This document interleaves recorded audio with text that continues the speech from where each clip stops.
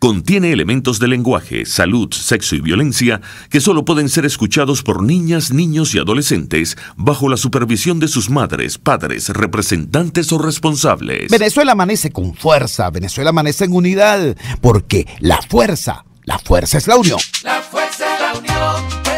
La fuerza es la unión, te digo. Venga toda Venezuela a organizarse. La fuerza es la unión. La fuerza es la unión. Y a poner tu granito de arena. Dale por Venezuela. Actívate. En la unión está la fuerza. Por eso te digo que la fuerza es la unión. Muy buenos días, Venezuela, bienvenidos todos a este su espacio. La Fuerza de la Unión, una tribuna abierta de la sociedad democrática venezolana para compartir con todos ustedes, más allá de cualquier distingo puntual, partidista o ideológico, la angustia, la preocupación, la justa indignación por lo que hoy ocurre en nuestro país y también la certeza, la confianza, la esperanza de que trabajando juntos, de que remando juntos en la misma dirección, seremos capaces de construir la Venezuela de trabajo y de respeto, la Venezuela con alimentos y con medicinas, la Venezuela con democracia y con libertad, que todos necesitamos y que ciertamente todos merecemos. Arranquemos de inmediato con el desayuno informativo que nos trae nuestro aliado de elpitazo.com, el periodista César Batti. César, muy buenos días, te escuchamos. Buenos días, Chugo, buenos días a toda la audiencia. Este fin de semana estuvo muy movido por el caso del lamentable asesinato de los 4 niños en Jardines del Valle, en manos de un señor identificado con el apellido Morgado, quien, por cierto, fue a su vez asesinado por el Cuerpo de Investigaciones Científicas, Penales y Criminalísticas, cuando en un supuesto enfrentamiento murió en Cuba. Supuestamente, según la versión policial, hizo frente a este organismo de seguridad y allí cayó muerto el señor responsable del homicidio, de acuerdo a la información, del homicidio de estos 4 niños, un caso verdaderamente repudiable. De acuerdo a las versiones preliminares de la autopsia, también hubo una violación a 2 menores involucrados en este caso. Y una de las informaciones que más ha llamado la atención de los usuarios, en la que tenemos precisamente apertura, y expertos de Secodá y un psicólogo hacen referencia a que el asesinato del victimario de 4 niños en el Valle refuerza el ojo por ojo, y advierte, y en el caso de Carlos Trapani de Secodá, es que hay que tener mucho cuidado con estos temas, porque el hecho de que haya muerto en enfrentamiento esta persona no es la realización de la justicia, porque el deber ser es que se hubiese capturado con vida y presentado a las autoridades y juzgado. Sabemos que es un crimen atroz, que es un crimen repudiable, pero no hay que saltarse los parámetros de la justicia. Esto por ese lado. Por otra parte, tenemos que Almagro aclaró que su mensaje no es de violencia, sino para detener la violencia en Venezuela. Esto con respecto a las interpretaciones que se han hecho a lo que él dijo en el puente Simón Bolívar, en el puente entre San Antonio y Cúcuta. Comisión Interamericana de Derechos Humanos condena prisión de bomberos de Mérida por video satírico. Otra información que ayer conocimos y que estuvo muy movida ayer, pero por cierto, que fue la detención, la privativa de la libertad dictada por un tribunal por la aplicación de la ley aprobada por la Asamblea Nacional Constituyente, la normativa contra el odio. Se le aplicaron a estos 2 bomberos que grabaron un video con un burro paseándolo por el comando de los bomberos de Apartadero. Esto generó la reacción de Edison Lanza, de la Comisión Interamericana de Derechos Humanos, que condena la prisión de bomberos de Mérida por video satírico. Por otra parte, conocimos también que intentan desalojar de su apartamento a comuneros en urbanismo en Ciudad Zamora, en Cuba. Esta es una historia que tenemos en exclusiva.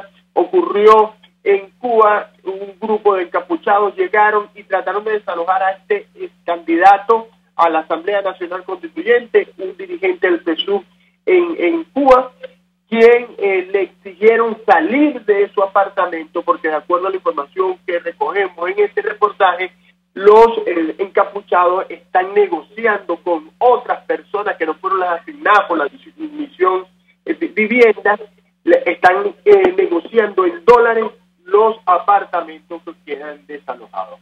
Bueno, eso es todo por hoy. Espero que nos podamos volver a encontrar en una próxima edición. Y bueno, y recuerden, los ciudadanos también pueden hacer un esfuerzo por desbloquear la censura, ¿cierto? Ayer, y antes de terminar, ayer se hizo un hecho, creo que histórico, cuando diferentes medios, entre ellos El Pitazo, publicamos el reportaje de Armando Info sobre el caso CLAP. Y recordemos que Conatel prohibió a Roberto Denis, Eva Schaffelberg, Joseph Polizu y Alfredo Mesa, miembros de Armando Info, publicar cualquier información sobre Alex Saab. Ayer Armando Info publicó un reportaje y nosotros nos sumamos para apoyar a este medio en la defensa contra la censura, pero también los ciudadanos deben participar y ayudar a desbloquear la censura. Búsquense en DNS, busquen en las redes sociales, si es posible bajen un VPN y por supuesto el boca a boca siempre funciona. Muchas gracias, Chugo, y lo estamos hablando. Muchísimas gracias. Era César Batis, el director de El Pitazo. Yo insisto, la nueva épica del periodismo venezolano es electrónica. Lo que están haciendo nuestros compañeros en los portales informativos es ciertamente meritorio.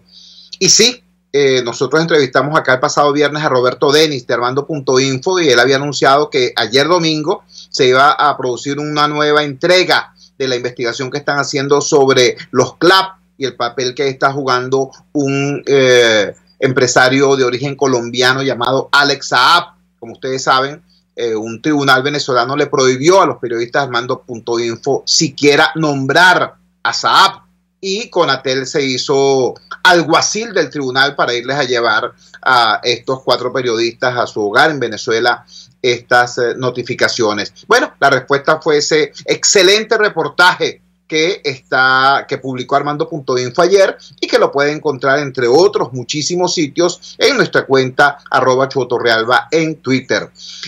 Vamos de inmediato con el tema de fondo de este primer segmento del programa.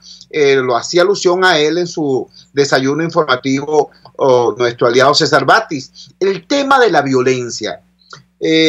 César lo presentó como aspectos distintos, como puntos distintos de su reporte. Por un lado, el horrendo infanticidio, el horrendo crimen perpetrado contra 4 niñitos menores todos de 10 años en el barrio del 70 del Valle. Y por otro lado, la gigantesca movilización del Estado venezolano para detener, para atrapar a 2 peligrosos criminales. 2 bomberos, chicos, que hicieron un video burro.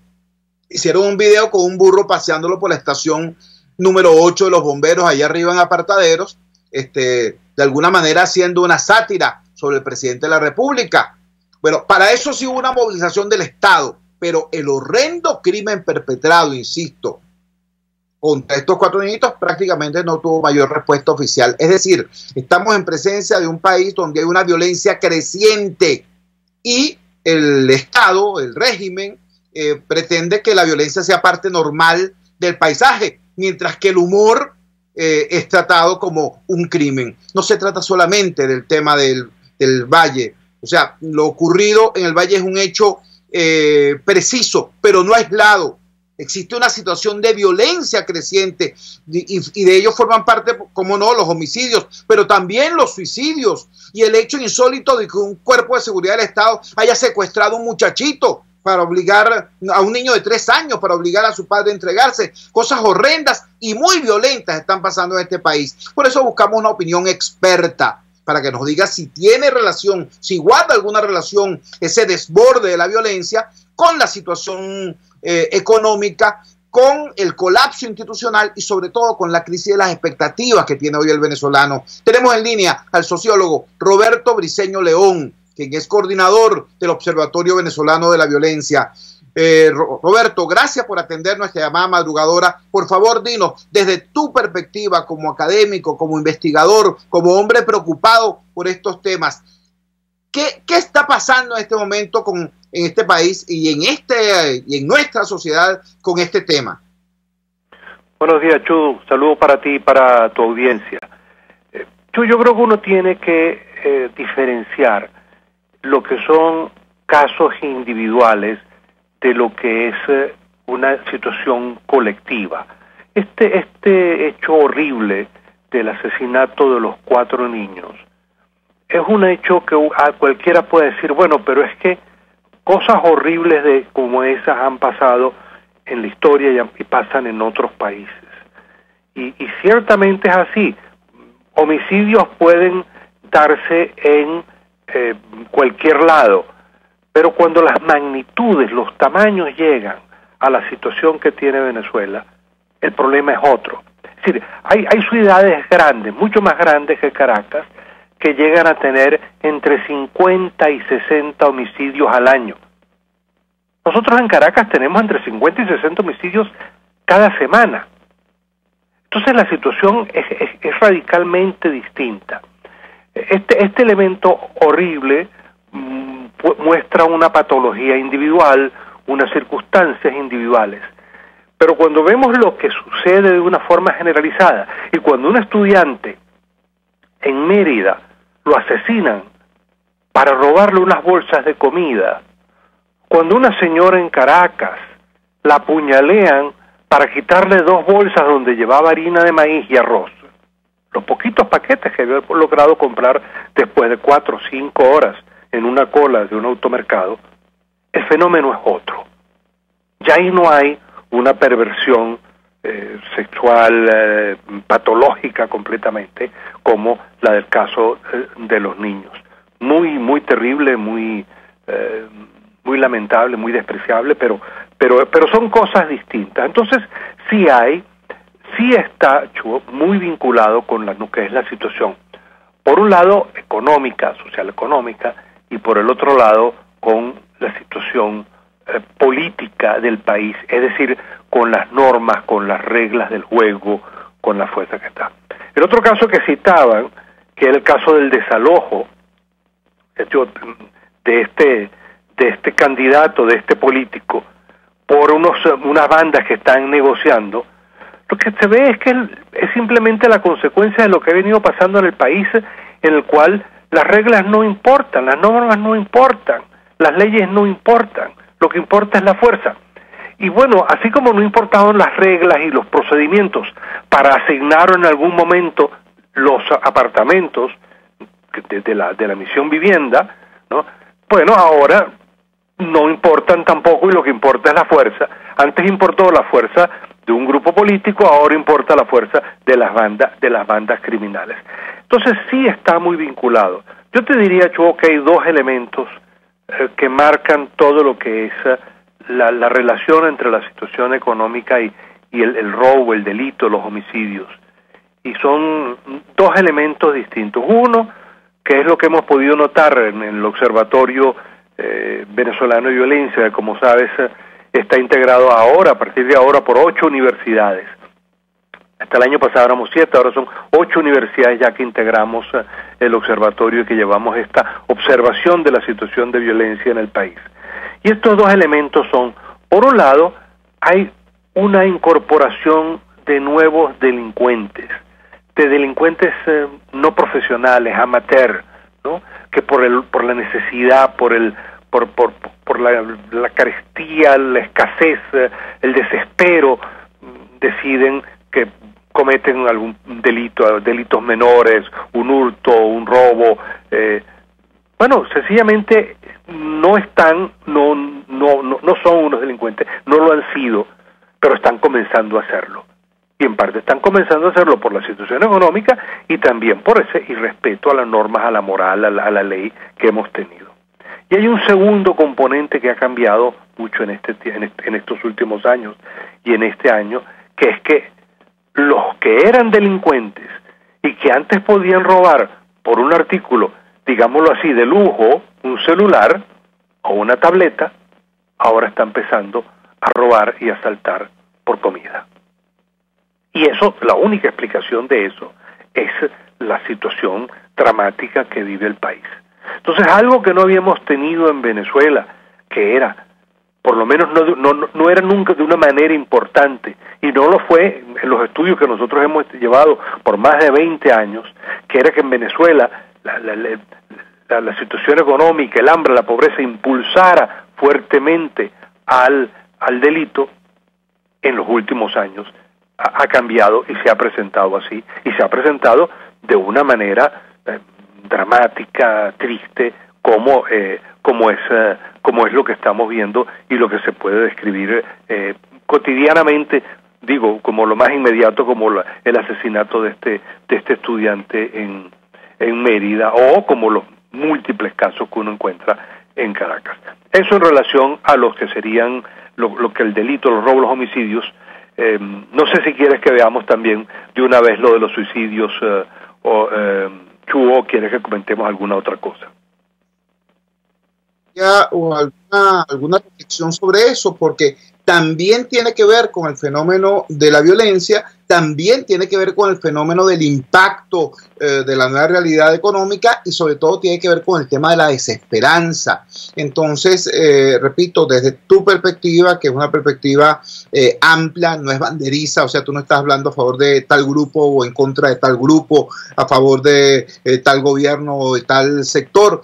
Desde la perspectiva del Observatorio Venezolano de la Violencia, en general, o sea, uno cuando hablamos de estos temas, uno decía, bueno, la ciudadanía, la sociedad tiene que exigirle al Estado que dé respuesta al derecho constitucional a la seguridad, etcétera, etcétera. Pero en este momento de hiperinflación, en este momento de colapso institucional, el Estado es claramente parte del problema, parte sustantiva del problema y no exactamente un ámbito donde buscar solución.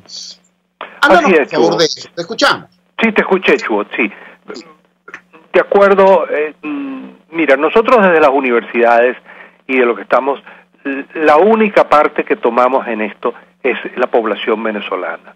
Nosotros nos solidarizamos con el dolor, con la tristeza de la sociedad, del pueblo venezolano, de las víctimas, de la inmensa cantidad de víctimas de la violencia delincuencial y de la violencia del Estado. La responsabilidad en el Estado en esta situación de violencia es doble, es por omisión y por acción. Por omisión porque por años no ha hecho nada, o se ha dedicado, como tú decías al inicio, ¿no?, a hacer todo un operativo para buscar a unos individuos que sacan un video, ¿no?, pero no hacen esos operativos, ¿no?, para buscar a los asesinos, a las bandas, para apresarlos. O por comisión, cuando deciden hacer algo y han empezado a hacer como las OLP, que empiezan entonces no a aplicar lo que en la justicia de Venezuela está, no buscando reducir la violencia en la sociedad, sino al contrario, ¿no?, a partir de allí proceder a las acciones extrajudiciales, a dar de baja, a abatir, como dicen, a estos delincuentes, ¿no?, con lo cual, bueno, la tesis que lo que mencionaban del ojo por ojo, mencionaba la cita de Carlos Trapani, del ojo por ojo. Bueno, el problema de esta dinámica, que además no está contemplada en la ley ni en la Constitución venezolana, pero el problema de esta dinámica es que no hace una sociedad menos violenta, sino al contrario más violenta. Lo que hace es generar más violencia. Entonces nosotros tenemos que a la violencia delincuencial que teníamos en el país se le ha agregado la violencia ilegítima del Estado, la violencia ilegítima, ¿no?, que aplica en estos casos pena de muerte, que aplica sanciones no contempladas en nuestra ley ni en nuestra Constitución, ¿no?, y que con independencia de lo horrible que pueda hacer ese individuo o esos individuos, ¿no?, porque el caso de los niños del Valle es un caso excepcional, obviamente, pero cuando hablamos que el año pasado tuvimos más de 5.500 personas que murieron a manos de la policía o de los militares, estamos hablando de una situación que no mejora las condiciones de seguridad, de bienestar de la población, con independencia del color político, con independencia del sector social, porque el respeto a la vida, la seguridad es un deseo de todos los venezolanos de cualquier color político, cualquier tendencia política.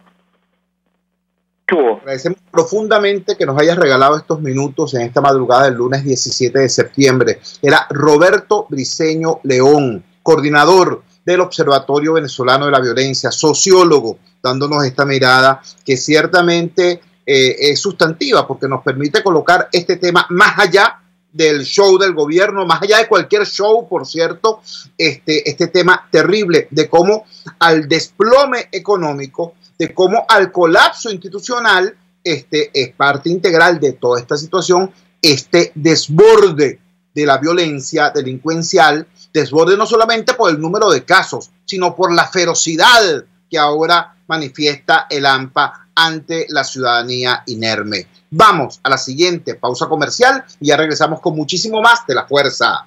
La fuerza es la unión.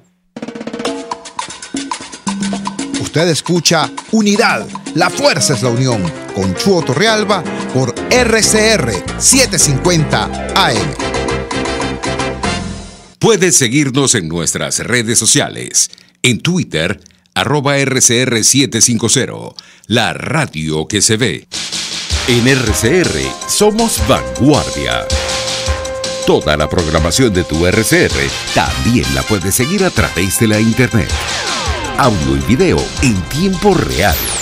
Noticias y mucho más. No te pierdas ni un segundo de nuestra programación. No hay excusa ni cadena que valga para que dejes de escucharnos. Ingresa a rcr.tv, la radio que se ve. Opinión, ideas en debate. Usted escucha a Chuo Torrealba en Unidad, la fuerza es la unión, por RCR.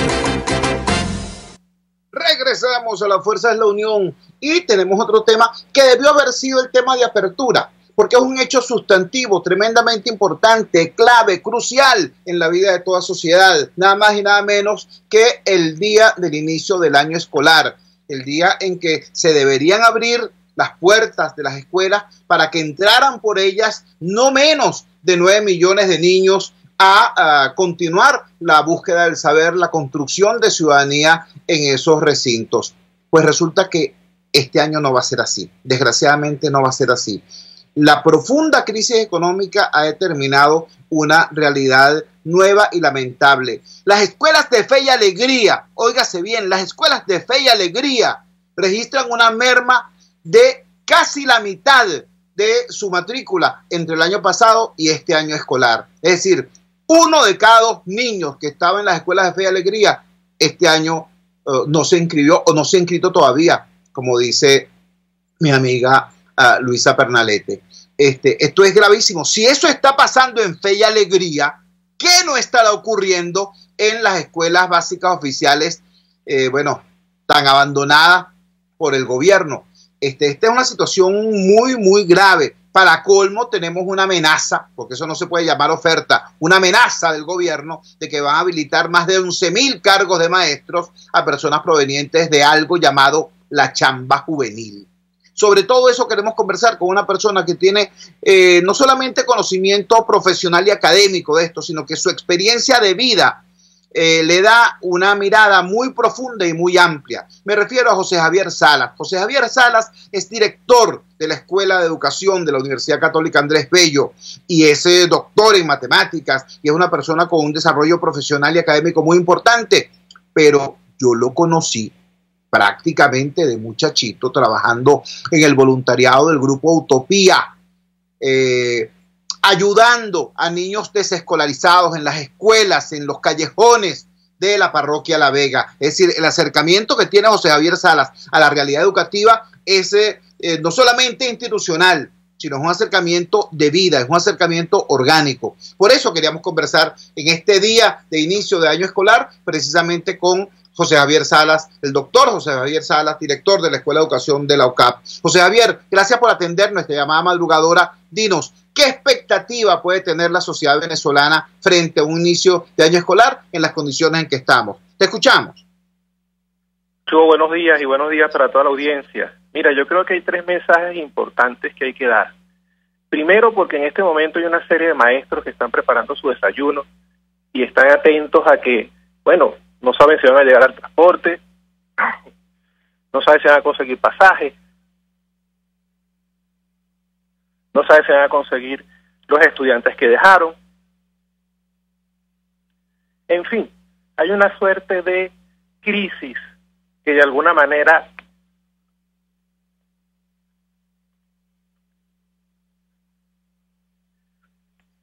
atenta contra el desarrollo de las clases.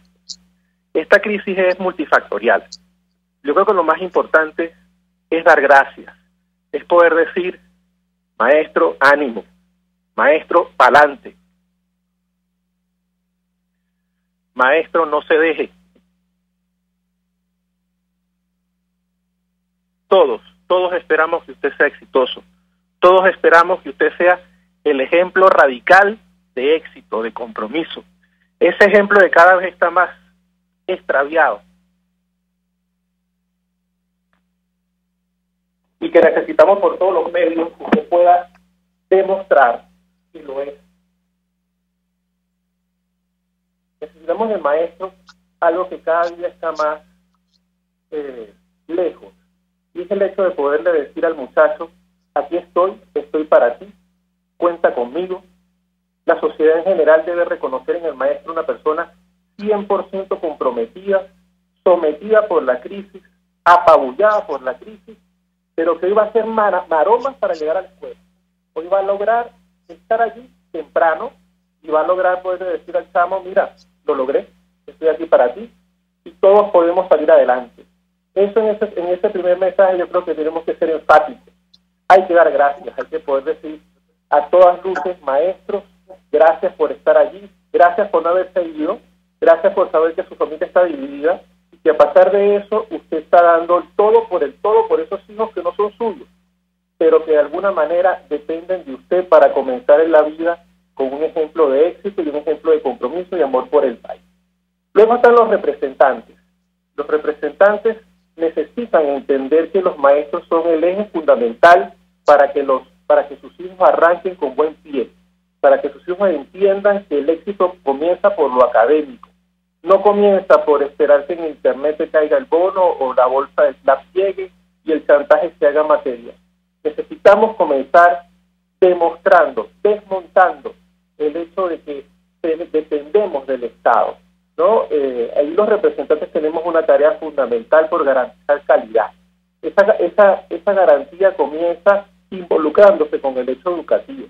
Esa garantía comienza traspasando la puerta, preguntando quién es el maestro que comienza hoy, dónde está, de dónde llegó, quién lo califica para ser maestro.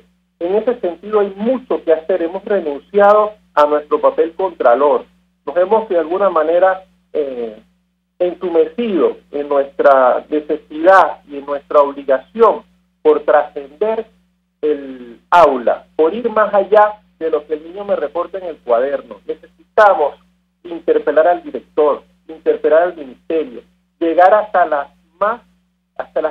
las profundidades del hecho educativo y convencer y pelear por lo que significa una verdadera educación de calidad. En ese sentido, tenemos dos actores allí que tenemos que rescatar, y para ello nosotros tenemos que buscar lo que significa para mí motivos de esperanza. ¿Y dónde están esos motivos de esperanza? Bueno, que la gente no se ha ido. O sea, aquí todavía el 80% del país sigue. Aquí todavía hay una cantidad de gente dando el todo por el todo, que están organizándose para disponer para la educación en general una cantidad de actividades y oportunidades de crecimiento y de mejora. Aquí tenemos gente que trabaja en los portales de internet, tenemos la gente de Wow haciendo milagros, haciendo maromas, disponiendo y creando, inventando para la educación. Tenemos a la gente de las fundaciones, la Fundación Polar, la Fundación Bancaria para Ciencia de Cultura. Aquí hay muchísima gente que sigue creando y sigue apostando por este país, por esta educación. Y en ese sentido, la Universidad Católica Andrés Bello y Fe y Alegría son ejemplos radicales de compromiso con la sociedad venezolana. Ellos, tanto Fe y Alegría en su obra a nivel de educación primaria, media y técnica, tenemos la responsabilidad de apoyar. La universidad está para ellos. Y la universidad está para organizarlos e impulsar lo que sin duda tiene que ser un año académico de éxito. De éxito en el sentido de que superamos las adversidades. De éxito en el sentido de que logremos, a pesar de un arranque bien atribulado, de un arranque completamente turbio en el tema económico, llevar a nuestros hijos, logremos llevar a nuestros hijos, a nuestros familiares, al mejor de los años. Logremos convencerlos de que pueden ser exitosos y algo muy importante, que pueden ser independientes de la política gubernamental, que no necesitan del Estado para ser exitosos, que necesitamos poder recuperar nuestra independencia para conseguir nuestros alimentos, para conseguir nuestros bienes y servicios, en fin, para tener la vida de calidad que merecemos como venezolanos.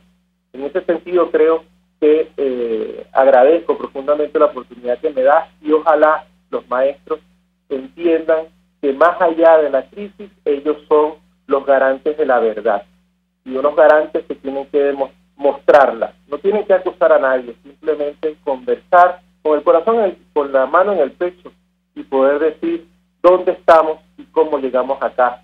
Los estudiantes no son tontos, los estudiantes saben dónde están las responsabilidades. El tema consiste en ir más allá de eso, el tema consiste en poder trabajar juntos, remar juntos, para tener la mejor educación que merecemos. José Javier, muchísimas gracias, hermano, por regalarnos estos minutos. Era José Javier Salas, el doctor José Javier Salas.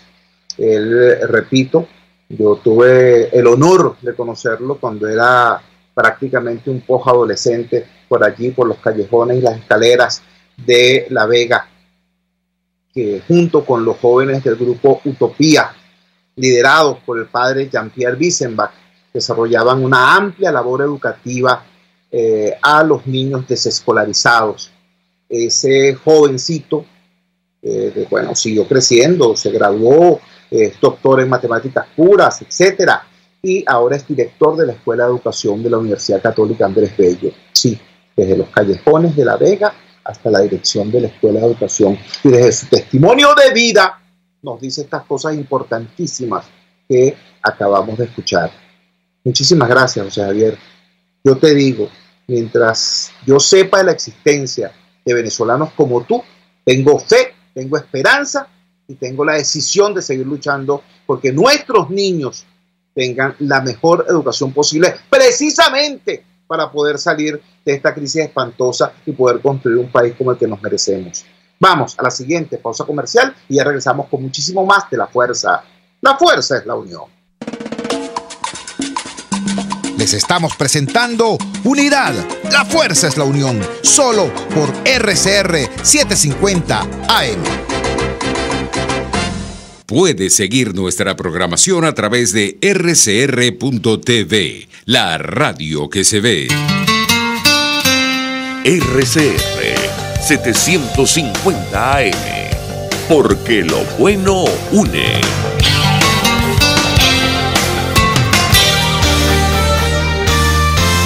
A mitad de tarde, disfrute de una amena tertulia, acompañada del análisis preciso del acontecer nacional e internacional. La Linterna, con Diego Bautista Urbaneta. Relájese al son de buena música, participe y forme parte de este espacio. La Linterna, de lunes a viernes, a partir de las 2 de la tarde, por RCR 750 AM. Les estamos presentando Unidad. La fuerza es la unión. Solo por RCR 750 AM. Regresamos a La Fuerza es la Unión. Vamos a tocar ahora un tema que va más allá de nuestra frontera, el ámbito internacional, el marco regional en el cual se desarrolla esta crisis venezolana. Yo, cuando tuve la responsabilidad de hacerlo, lo señalé de manera enfática por allá, por el año finales del 2014, todo lo que fue el año 2015. Y en mi condición entonces de secretario ejecutivo de la alianza opositora, yo le decía a los países de la región: señores, la crisis venezolana va a desbordar las fronteras de nuestro país y va a afectar a toda la región. Este no es un asunto de que tengan solidaridad o no con la lucha del pueblo venezolano. Se trata de cómo esto va a impactar económicamente, sí, pero políticamente también, la gobernabilidad en todo el ámbito regional. Bueno, tuvimos que llegar al año 2018 y el éxodo masivo, esta estampida humana que está ocurriendo, empezó ciertamente a afectar a estos países. Bueno, hay una nueva realidad en este marco internacional. No se trata ya, repito, simplemente de expresar solidaridad con la lucha del pueblo democrático venezolano o preocupación por la crisis venezolana. Se trata de que países como Brasil, como Colombia, como Ecuador, como Perú, están actuando prácticamente en defensa propia. Ahora, esto es bastante más complicado de lo que suena, porque mientras no haya, como ha dicho en varias ocasiones el profesor Félix Gerardo Arellano, internacionalista, mientras no haya una fuerza que dentro de Venezuela sea interlocutor válido de la comunidad internacional que quiere dar apoyo a la lucha democrática, entonces esto va a ser cada vez más complicado.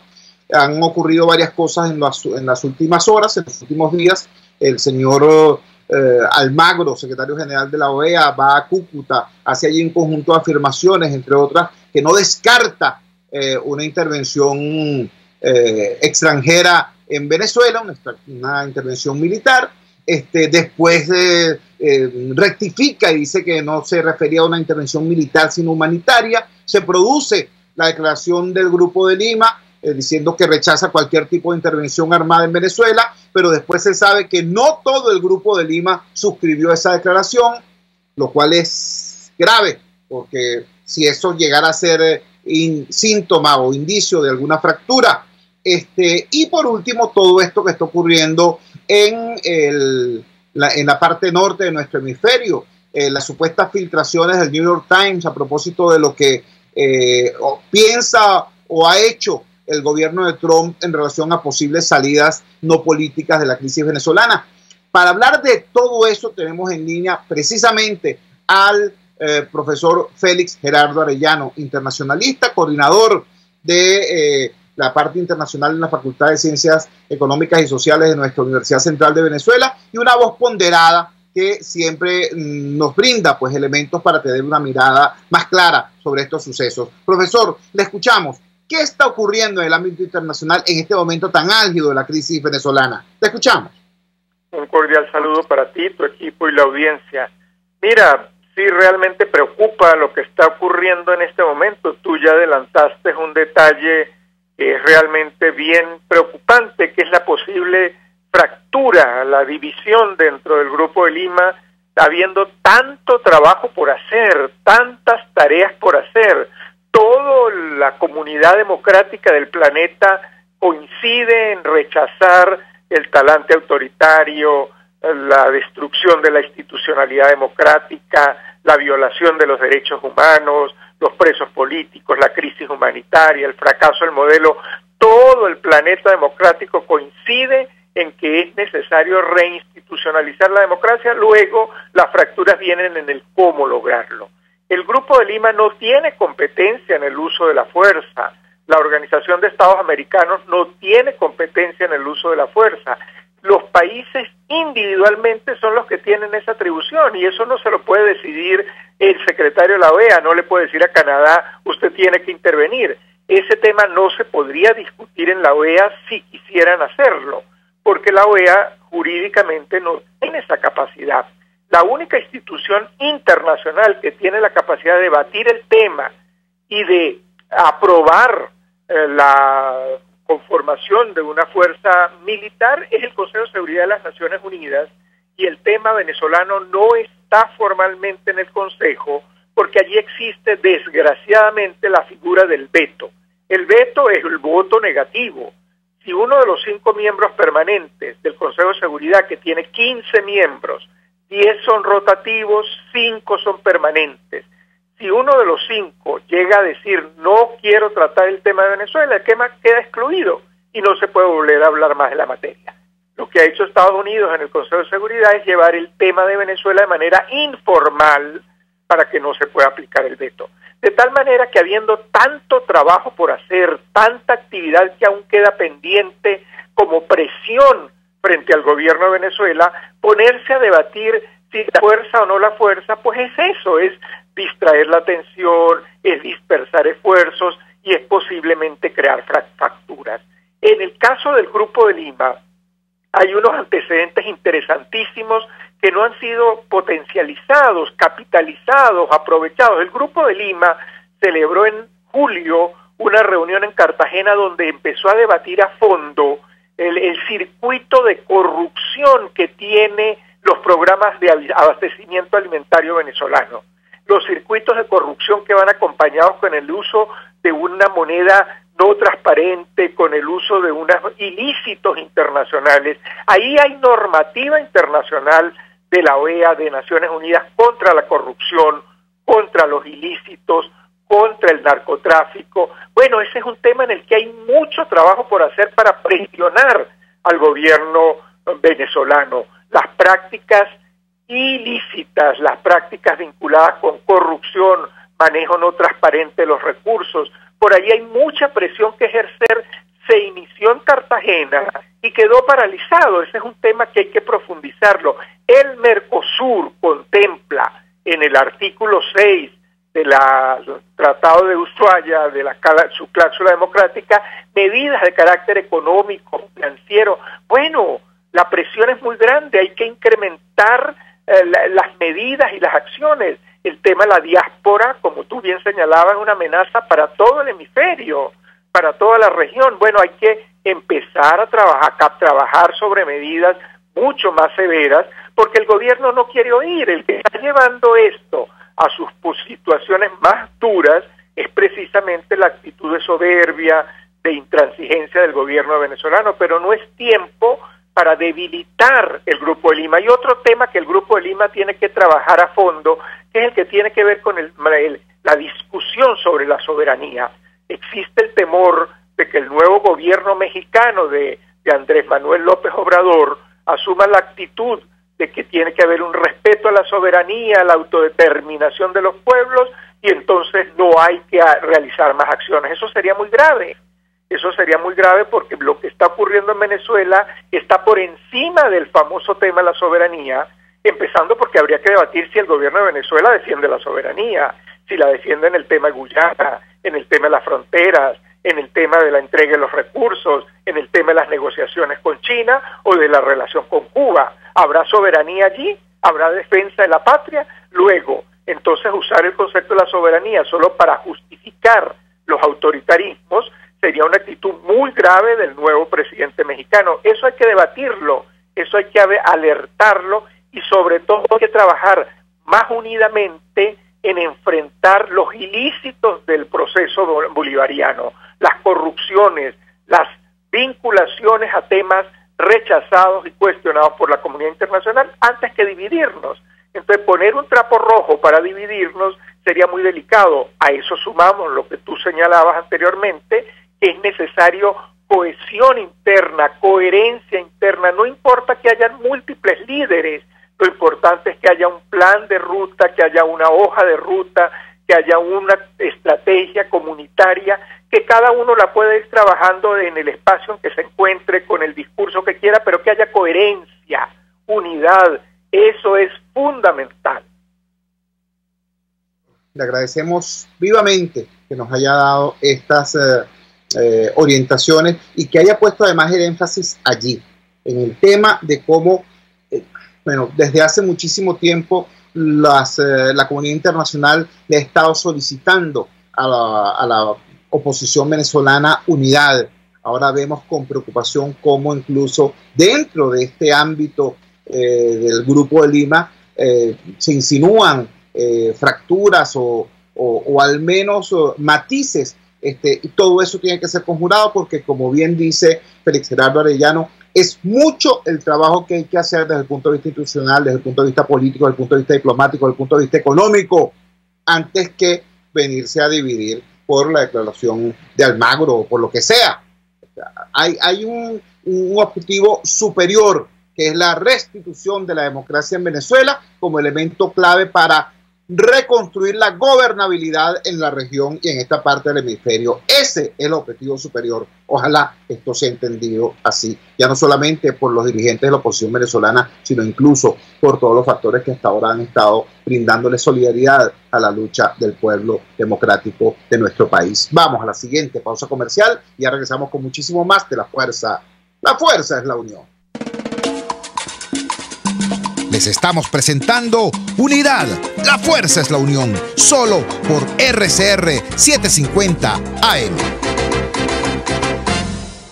En Ávila Gallery tenemos los más hermosos vitrales para embellecer tu casa, locales comerciales, oficina y todos tus espacios. Elaborados por nuestro artista exclusivo Javier Illarramendi. Abstractos, ávilas, lámparas Tiffany's y todo en vitrales. Síguenos en Instagram por @AvilaGallery1 o llámanos al 0414-127-4060. Ávila Gallery, tu centro de arte moderno.